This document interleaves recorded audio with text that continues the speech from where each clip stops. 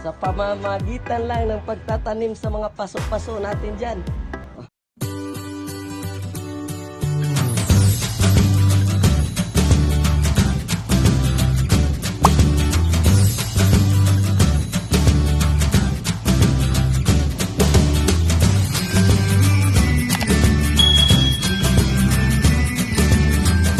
Parimani TV!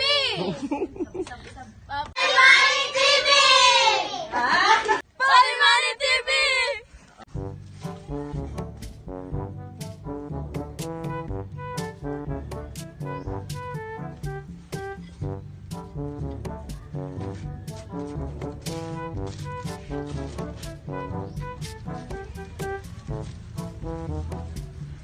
Nye! Ah. Isang magandang umaga sa inyo dyan, mga kapare, kamare ko, no? Ngayong umaga, sinisilip ko lang yung mga tinanim natin na kabuti dito sa tukura, no? Oh. Wow! Meron na siyang spoon. Susunod na by next week, titingnan natin ulit, no? Ito ang nauna. Yan. Tingnan nyo, napakaraming nagpawis siya, no? Nagmold siya. Maraming pugs na makikita, mga kapare. Yan. Ito, dito ko ilagay para may lilim talaga siya, no? Tapos, lagyan ko mamaya ito ng dahon ng niyog. Dito na lang siguro, banda. Kasi may init konti. Lagyan ko dyan, mamaya. Lagyan ko ng maraming dahon ng niyog. At saka ito, alam nyo naman siguro, ito mga kapare kung ano ito, no? Ito ay knit bag. Knit sack, no? Knit sack sa mua. Abangan nyo mamaya. Dahil ito ay pwede ring taniman ng mushroom, no? Taniman natin. Wow! Mas maganda ito, kahit ihanging nyo to, pwede hanging. Sige, ito ang gamitin natin mamaya, ha? Tabayanan nyo, mga kapare. Pero bago ang munang lahat, palihog na lang ko diha pod og subscribe o i-click na notification bell button na to diha, no? O like and share lang pod sa itong mga video, mga kapare kamari. Importa mo proceed sa area kay ako na po nung tudloan sa mga bagong pamaagis pagtanong. Manguha sa ko og sudanon karon, no? Ulami namin, no? Dito lang sa bakuran. Tara na. Gaya ko sudlanan sa kwan. Okra. Yan, mga kapare, no? Wow! So, gusto ko magluto og palya. Dali na lang kayo, mga kapare, kaya na tayo palya dali sa sulod sa bakura na to, no? Yan. Dali na.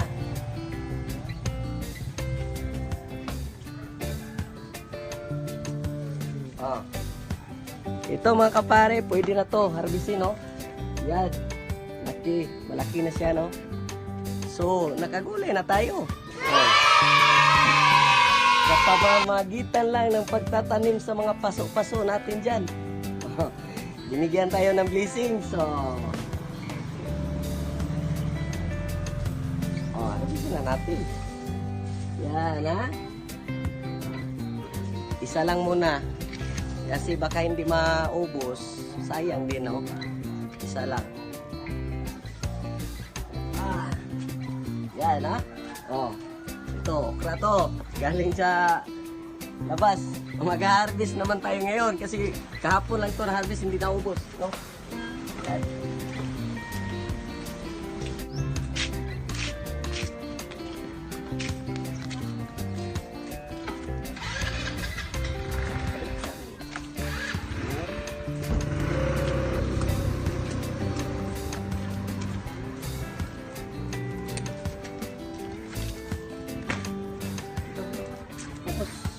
Wow!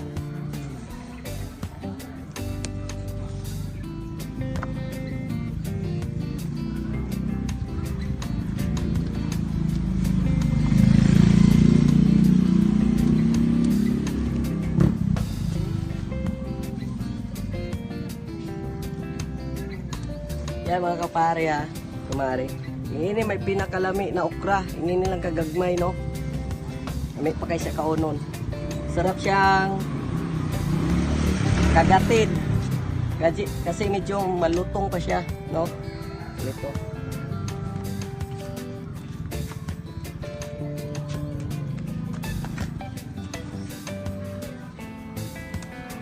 Ito pag binili mo to doon sa may palengke mga kapare, sa amin dito 46 ang kilo. 46 ang kilo. Bawat kilo ng okra dito sa palengke namin 46. So hindi na tayo bibili dahil meron na tayong mga tanim kasi.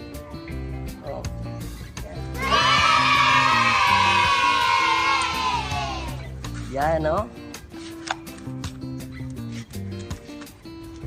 Pag masipag ka lang magtanim mga kapare, meron ka talagang anihin no. Yan. Yung iba pinabigay ko na lang sa mga kapitbahay ko kasi hindi na namin mauubos mga kapare. Napakarami talagang blessings binigay. Yan oh. Yan. Daming harbisin. Yan. Yung talong ko mga kapare, meron ng bunga. Yan. Binalot ko na lang. Kasi wala kasing insecticide, no? Binalot ko para hindi kasuka ng uod yung bunga niya. Yan. Napakarami. Kailangan ding harbisin. Kasi sayang din. Hindi na siya makain pag matanda na yung bunga. Tatanda yung bunga. Hindi na. Mabilis na yun. Napakaraming okra. Yan.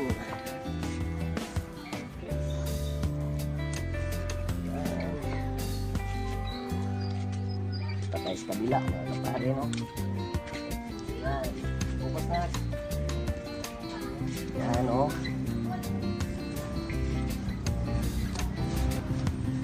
Yan, ha.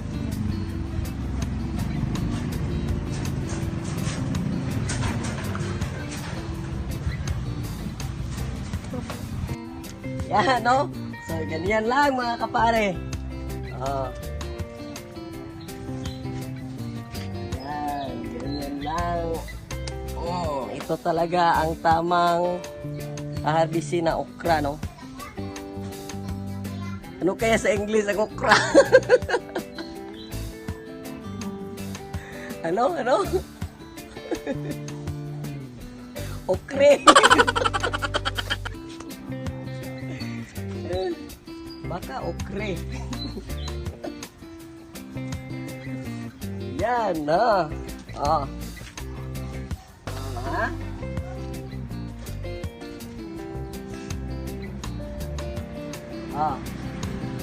Pagkatapos kukuha tayo ng alugbati. Yan. Yan lang ha. Yan.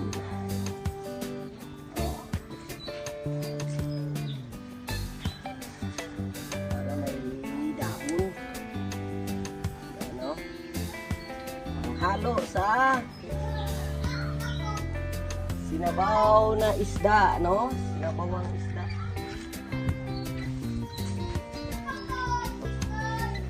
Tingnan natin kung kanyang ulo, no?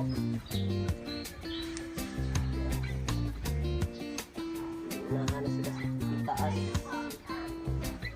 Tingnan na.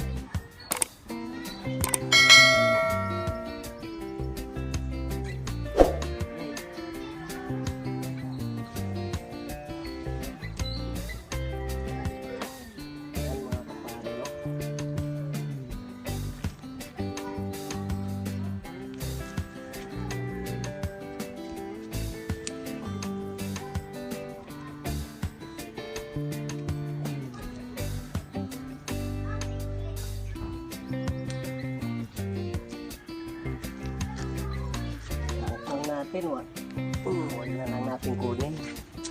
Masyado na marami. Yan, no? Yung pati sa kabila, no? Tingnan nyo. Yung tanim ng aking kapitbahay na kamatis, no? Focus na. Oh, simpleng-simple lang, walang ano yan, chemical na ginagamit. Wow! Pero malapit nang maka-harvest. Yan, oh. Yan ang lalaki. Yan, napakaraming bungang kamatis dito. Yan, oh. Ito, ibang klase ito. Yun. Medyo oblong tong isa. Ito circle siya, no? Yan. Yan, bibigyan niya raw ako dito. Kanyang tanim. Pag naka-harvest siya. Yan, no? Marami. Yan, marami talaga. Yan. Yan, no? Yung talong din yan, napakalusog. Oh, sabay kaming nagtanim ni Bossing Eric. Yan. Napakataba. Dahil lang sa lupa na galing sa kanal, no, mga kapare. Kaya kapag yung mga kanal-kanal nyo dyan ay barado na, iahon lang yung lupa, tapos palipas ng isang linggo, tamnan nyo. So yan ang resulta.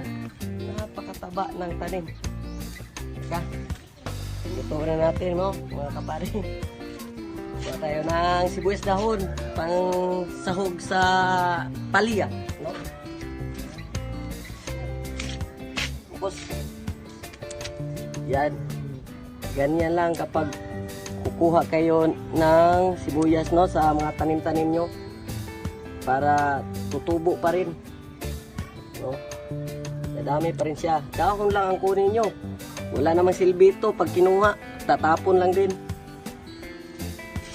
Kaya dahon na lang, no? Yan. Oh, tama na to. Lutuan ko na yung mga baby ko.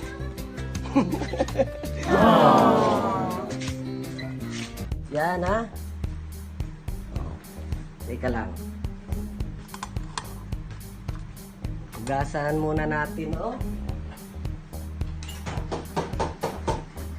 Yan, mga kapare, no? Hugasan muna natin. Yan. Huwag mo lang i-squeeze itong palya kasi papait siya, no? Yan, no? Oh. Wow! Malinis na yan, ha? Yan. Yan lamang, ha?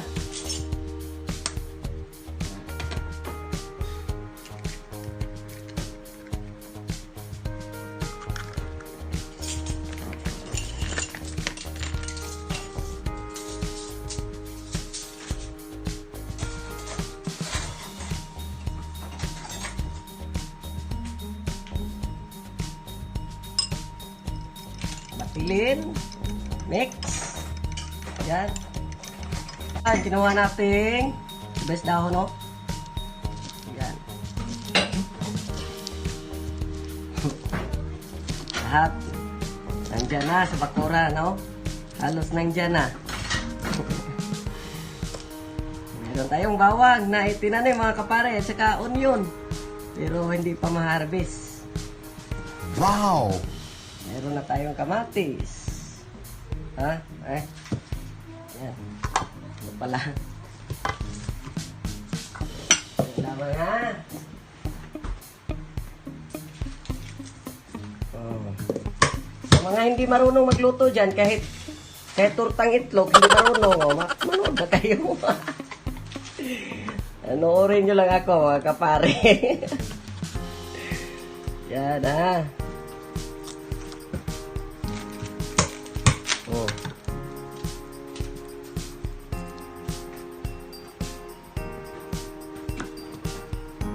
Tama na yan, oh. Bye.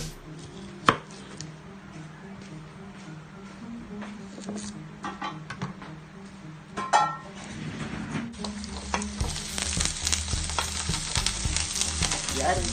Tumatalsik yung mantika. Yan. Mix-mix lang mga kapare. Ganyan.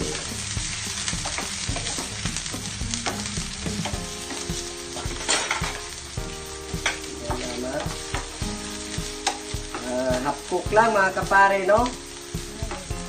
Dahil pag nasubrahan sa pagluto itong palya, ito ay papait, no? Papait siya kasi kakatas to siya pag masubraan pagluto mga kapare. So dapat hindi ganong lutuin, no? Kaya lagay na natin. Tadang! Yes, natin itlog na may onion lips. Yan ha. Red onion. Yan ha. Yan. Tapos mix lang. Haluin mo lang mga kapare. Ganyan lamang. Yan. Yang itlog, meron nang nakahalo yan na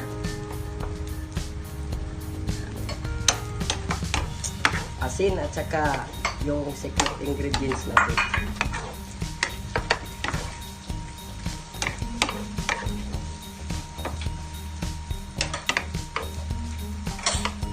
Yan, luto na yan. Pwede na ihain sa almusal. Yan, ha? Yan, mga kapare, no? So, yan, ha? Tadang! Parang si Ship Boy way logro lang. Okay, pare, mga kapare, no? Oh, tapos na tayo magluto. Oh. Kaya nahuman naman, mga onami. Oh. O ganito, sunod na itong parakita. Dinigya po sa Paramani TV YouTube channel. Bye-bye!